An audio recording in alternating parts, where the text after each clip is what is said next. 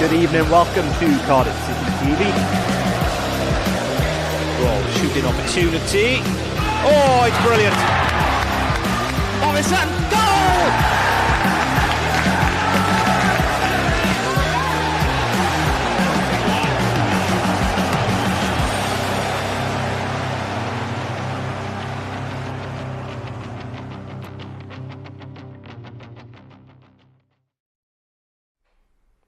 Good afternoon, welcome to Cardiff City TV with myself, Ashley James, for live coverage of this afternoon's game between the Bluebirds and Luton Town at Kenilworth Road, with the Bluebirds looking to bounce back and put behind them quite quickly the disappointment of that 1-0 loss to Hull in midweek. Home form's been disappointing this season. Form in general has been disappointing for the majority of this season, but Cardiff did have a bit of momentum going into that game on Wednesday night with Hull that evaporated all too familiarly with a poor performance. That's Cardiff's 7th now home defeat of the season, but a chance to put it right this afternoon with a visit to mid-table Luton Town. We're going to hear this afternoon ahead of kick-off from my colleague John Donovan and also from the manager Steve Morrison and Alex Smithies. But first, a chance to run you through the team news that Steve Morrison has gone with ahead of kick-off. 4 changes for the Bluebirds. We expected changes and we've got them. There's one in the heart of the defence where Sean Morrison, the captain, returns to the team to replace Aidan Flint in the middle of the back 3. There are 2 changes in the middle of the park also, most notably Joe Rolls, who made such an impact with his just his intensity really, and the tempo was able to set in the middle of the park in the second half against Hull. He comes in from the start, replacing Will Volks. There's also a change which sees young Ruben Colwell coming in to replace Leandro Bacuna. We expect Ruben Colwell to operate slightly further forward as the number 10, and there's also a change in the front line where James Collins, of course, who broke his duck a week ago, finally he comes in to start alongside Kiefer Moore, something that was spoken about by former manager Mick McCarthy back in the summer. He thought he could play, that they could play together. A chance for Steve Morrison to test that theory this afternoon. Cardiff looking for, as I said, a bounce back performance after a rather flat opening 45 minutes and then a second frustrating half against Hull where they just couldn't quite manage to claw themselves back in after conceding that sloppy early set piece goal. Cardiff obviously we'll be looking for this afternoon is an improved first half showing. It's something that has been noticeable even in the upswing under Steve Morrison. The Cardiff have started games flat and lacking intensity and have dug themselves holes having to get out of in order to get points and performances. No more so than Stoke City, of course, in Steve Morrison's first game in temporary charge. Well, now he's at the reins, or got the reins for the remainder of the season. He'll be hoping to rectify this first half form, and I'm sure you don't need reminding. The harsh stat still remains that 19 games into a championship season, Cardiff are yet to record a first half goal in the championship. League form, league table, Cardiff still struggling, and a little bit of a gap has emerged now as well between the bottom 5 and those above them after the midweek fixtures. In terms of Luton, bang in the middle of the table, 12th for the Hatters. Doing all right in terms of goals scored for themselves. They've scored the 6th most goals in the championship this season, and 2 players in Harry Cornick and Elijah Adebayo up front who are doing really well for themselves, 7 and 8 goals respectively. It's defensively where the Hatters have struggled a little bit, and no discernible difference, it seems, between home and away form from Nathan Jones's men. And with that, it probably gives us an opportunity to start to look forward to this afternoon's game. I'm going to catch up with my colleague John Donovan, but first let's hear what Steve Morrison had to say to the assembled press yesterday afternoon as he sought to right some wrongs that he felt there was some frustrations with the midweek performance.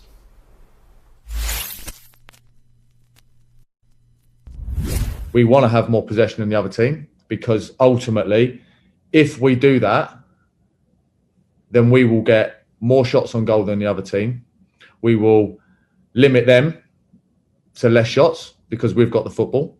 We won't force the ball into a dead end, we will come back out and we will start again, and we'll go round the other way and try and isolate. For example, like you noticed in the second half on Wednesday, the amount of times we went one side, come back, and all of a sudden Ryan Jarvis is in a 1v1 situation, which will allow us to get more crosses in the box, which means we get more final third entries. And the information that we've got off the back of the game and off the back of the 5 games we've had, there isn't one thing, one stat that we haven't improved on. We've got to believe we're not going to get relegated. We'll be everything's going to be okay. Like I said to the lads in the dressing room, like we're frustrated, we're annoyed, we're gutted that we haven't got a result, but you've got to keep picking yourself up, and it's okay. We'll go again. We'll go out down the grass now in a minute, and we'll work on what we're going to do, and we'll go to Luton, and we'll give it our best shot. We'll give it our all, and if we keep producing these numbers and this information that we're producing after every game, and we keep producing them in games, there is no doubt in my mind, and should be no doubt in anyone else's mind, that we will get more positive results than negative. We haven't lost away yet. We've drawn and we've won. So we've lost 2 at home and won 1. From a manager's point of view, I said, like the Preston game, it was a great time. We enjoyed ourselves, but we did it doing the same thing we did on Wednesday. We just didn't get the result.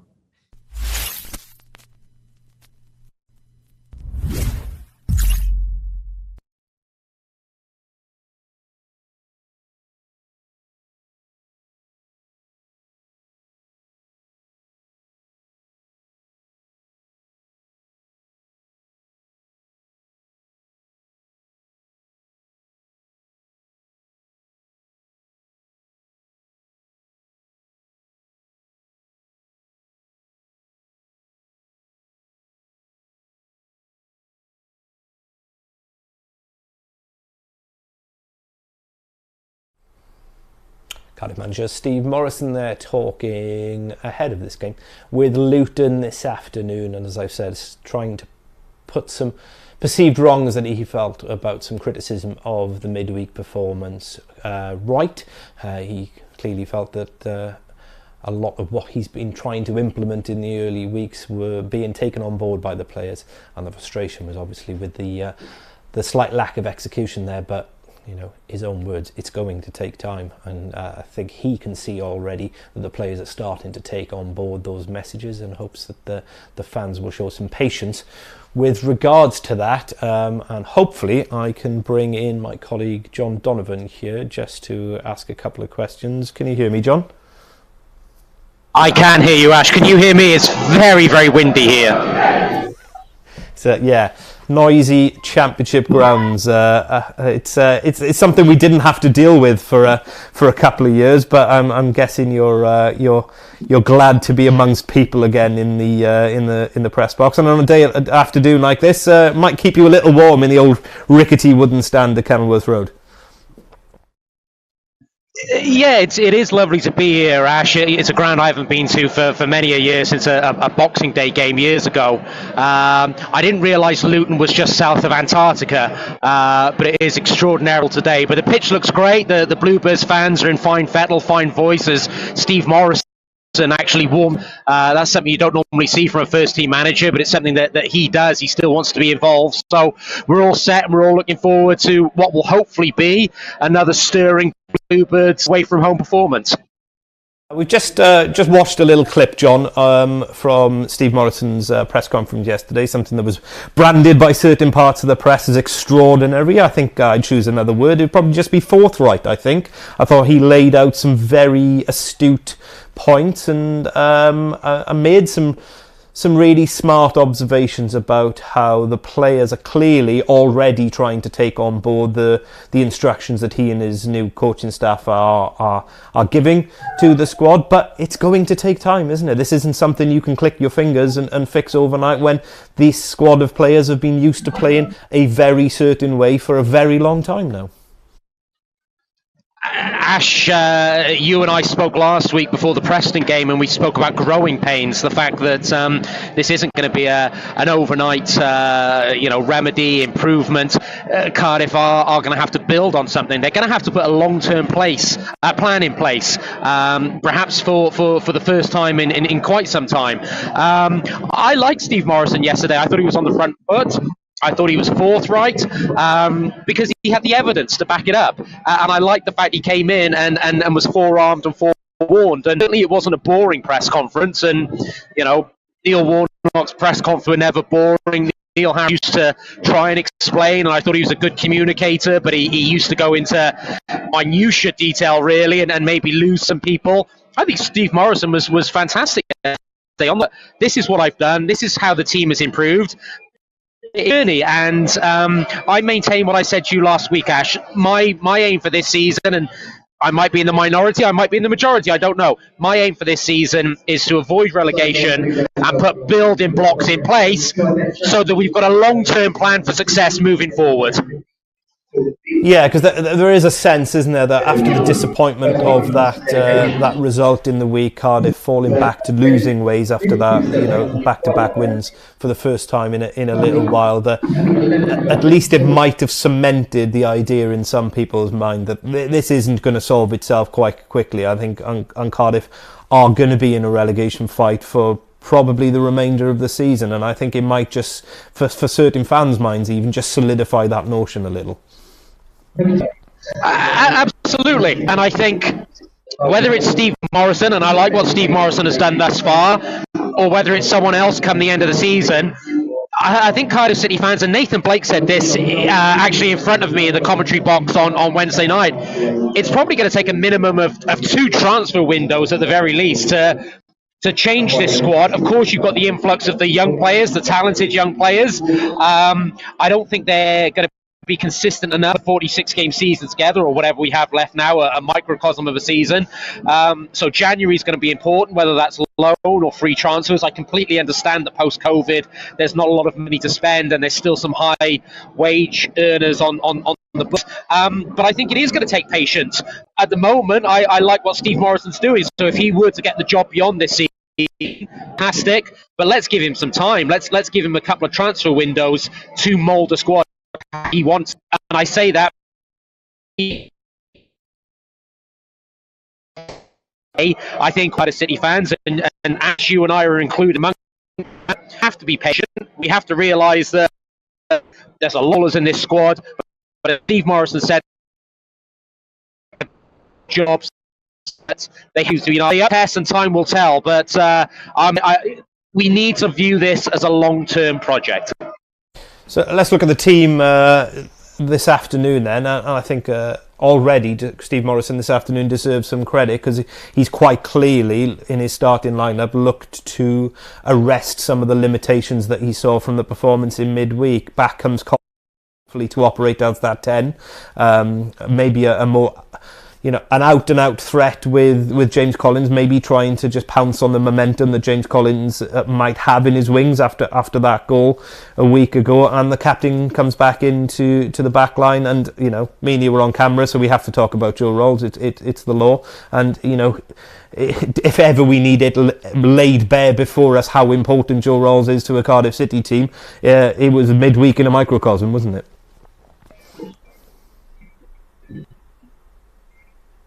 I should just say, so he doesn't get away with it, Connor Pierce, my co-commentator today, just dropped his microphone on my toe. So I thought I was very professional there, not giving that away. But thank you, Connor, for that. No, I completely agree regarding Joe Rules. I thought Darren Pearce said it when he was on commentary with me in the second half. No doubt he would have mentioned it or alluded it to you in commentary in the first half. Joe Rules is the midfielder among our midfield, drive the team forward and play at a quicker pace. And that would be my criticism of Cardiff City on Wednesday. I thought we did try to play decent football. I think we did try and go from the side, prod and probe. But I thought the speed of ball movement, and this is something I've been banging on for a while, whether I'm right or wrong, but I thought the speed of ball movement was slower than it should have been and needed to be if you're going to open up a chance. I think Joe Rawls adds an additional tempo to the game. So yes, him being back in.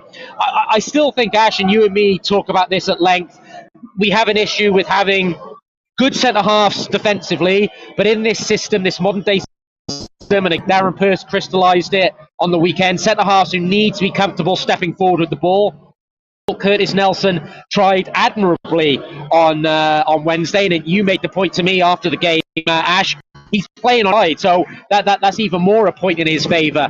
But I do. We need to look at that area, and you and I have mentioned it, and now Darren Pearce said it on commentary. I credence and allows us to mention it out loud. What about Perry NG as the right set of someone who's a bit more comfortable on the ball, can step forward, and maybe. Because that's what I felt was missing on Wednesday. The football at times was decent, but we were very slow in doing it. We need players who are prepared to get on the half turn, players who can play from our set, and I think McGuinness can do it. So whether it might be time to try Perry NG as a centre half. John, I echo your sentiments, and I will let you go and get ready for your chilly afternoon in Bedfordshire. Just a call time on John there before we lost him altogether. Clearly the Wi-Fi connection not great at Kenilworth Road, a stadium very much in the last stages of its life, but if you've never been there, do try and get there before they move to the new stadium, because it is it's quite a relic, but it certainly has some charm. We are 13 minutes from kick-off here on Cardiff City TV ahead of this afternoon's game at Luton Town. And first, before we start to get ready for the live coverage, let's hear from Cardiff goalkeeper Alex Smithies, who certainly found himself in busy form of late. And we've got a club roundup as well, so goals from the women's team, the under-23s and the under-18s, all of which continue to do really well. How's training been in the last couple of days since the result on Wednesday? A lot's changed really, and Steve Morrison coming in and taking over. And I think probably the biggest changes since I've been at the club in the playing style. So there's a lot to take on board, and I think it's a process. So ultimately, the results are the most important thing, which is very disappointing that we were beaten the other night. But looking at the bigger picture, there's still progress made, but that takes time. How have the boys taken on this new messaging, do you think? Seemingly, there's a lot of confidence in the in training. As long as I've been at the club, we've always had a great dressing room. We're willing to listen to every manager that's been here and open to ideas. And like I said earlier, these ideas are probably the most drastic changes. But we're a good enough team to take that on board. And I think the people in the dressing room are very willing to take on board new ideas and put them into practice, but we want to do that in a way that also gets us results and get it right for a game. You can be punished, and that was the case on Wednesday night. How important a role do you think is the character in the dressing room now to be able to bounce back? Yeah, very important. I think certainly there's character there. I think this dressing room is a real mix of young and senior players. So got players right at the start of their career and players in the 30s. There's not too many players in between, but I think the role of the senior players is going to be very important, especially for the young lads that have not played many games and have not been around and seen it. And it's up to sort of myself and the other senior players to encourage the younger lads and all try to take it on board together, and all do it as one. Obviously you've been training with Dylan Phillips, of course, and also George Ratcliffe. So how's it been training with those younger goalkeepers, I guess? Yeah, training George is a little bit different. He's a lot younger, and he's not been out and played games yet, so he's listening, and we're trying to help him. Knowing being there as a young goalkeeper, there's a lot to take in, and you don't realise until you get out there and play games what people were talking about, what they were discussing. So I think it's important for him to eventually go out and play some games somewhere. But he's listening keenly into mine and Dylan's conversations, definitely, and watching us train. You're taking up a good contingent of supporters tomorrow, so I imagine that you're really excited to get out there again in front of them, given how that away support has been good so far this season. Yeah, I think the support away has been fantastic. Looking back at the Preston game, the atmosphere after the game when we were celebrating in front of the fans, and even at Stoke when we managed to come back from nowhere and take a point, they were fantastic. And the noise from that end of the stadium will have a massive impact on us. And it's always a good atmosphere at that ground. It's an old school ground, and there as possible. I think it's all set to be a really good game.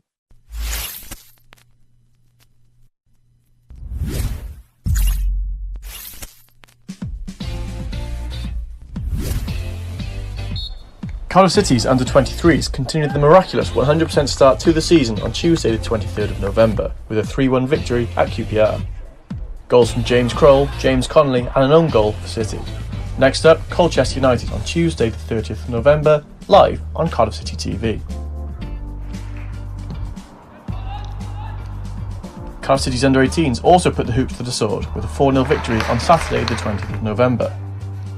Goals from Rhys Schwank, Isaac Jeffries, Joel Colwell and Jaffa Mpadi for City, who take on Millwall next on December the 4th. Cardiff City women lost 1-0 to rival Swansea City on Sunday the 21st of November. They look to bounce back versus Barry Town this Sunday, live on Cardiff City TV.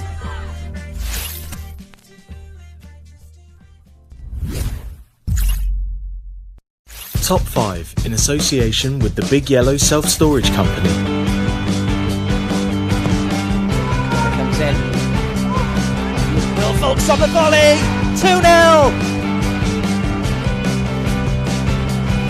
It's the somersault. We had a sighter in the first half from distance, and we said that if the ball's going to drop to anyone on the edge of the box in a Cardiff shirt, you want it to be Vaughan from set piece. And hits the ball sweetly, strikes the ball cleanly and with power in those areas. So the horde of players in front of the goalkeeper isn't as much of a hindrance as it is for others.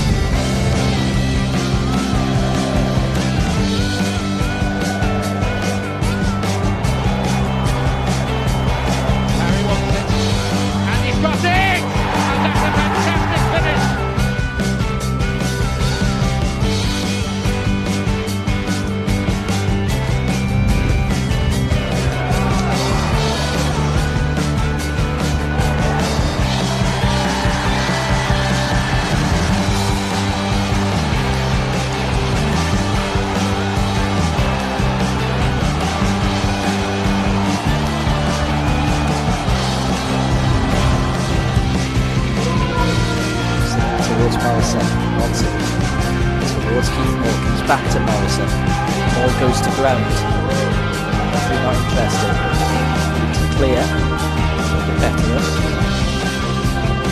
good man into the decent game I think in possession, flip to stay forward, now here's Harry Wilson, left foot strike, oh it's beautiful from Harry Wilson, a City lead. And that's why you do leave him on there when the game isn't going his way and he's struggling for possession, struggling to free himself of the shackles of defense of markers, because he just has magic in his boots.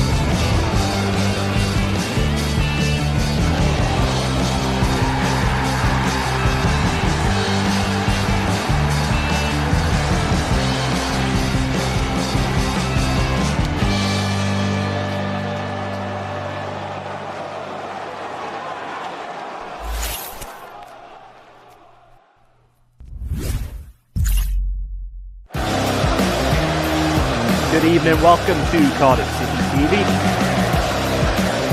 Raw shooting opportunity. Oh, it's brilliant. Morrison, goal!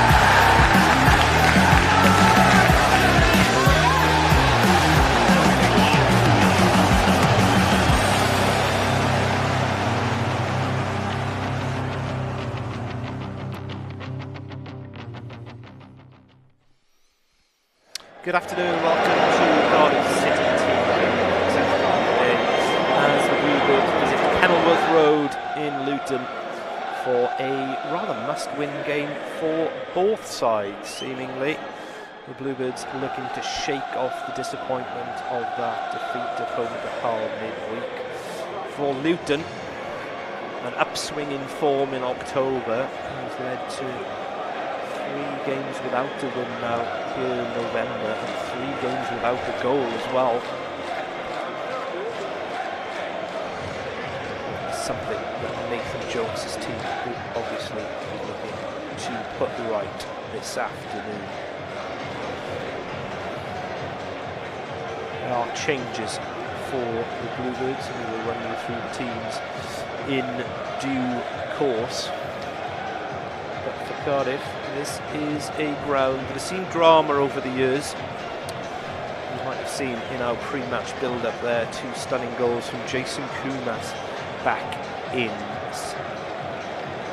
when was that? February 2006 rather. And Cardiff are actually unbeaten in league play against the Hatters, dating back to that game.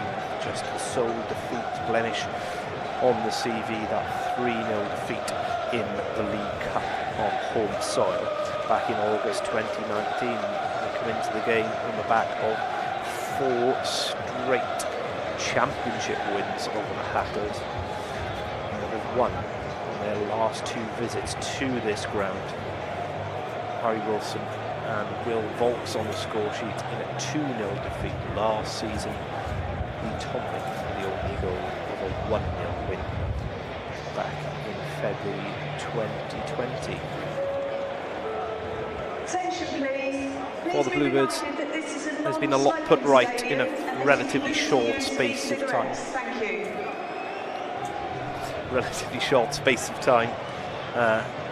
Since new man Steve Morrison has taken charge.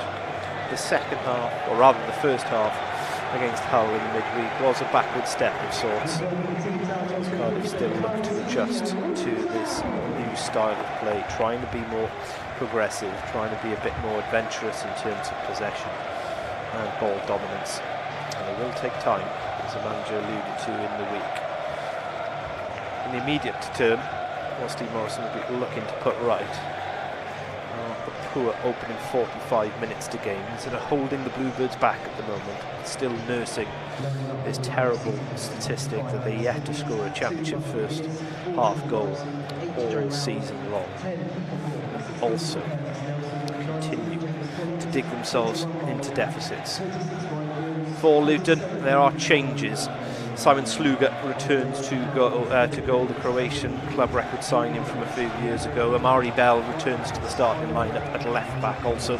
And there are 2 changes in the middle of the park where Jordan Clark and Glenn Ray both come in, with Henri Lansbury and Alan Campbell dropping out. Up front, Adebayo and Cornick are both players in form, 8 and 7 goals respectively on the season.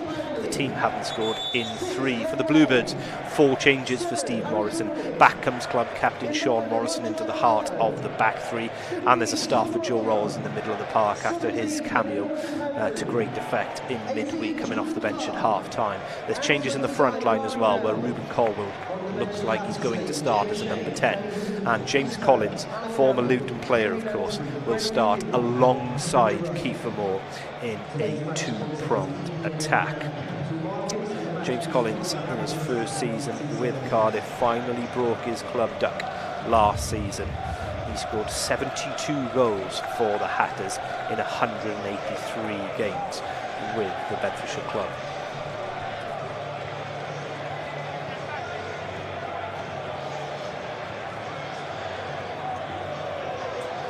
There's Nathan Jones, Rondherborn man,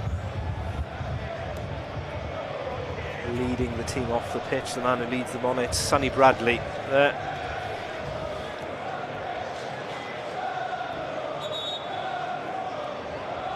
Had his injury problems earlier in the season, missed 8 of the first 9 fixtures, but was reinstalled into the heart of the back 3 and as captain in recent weeks. Oliver Langford, your man in the middle.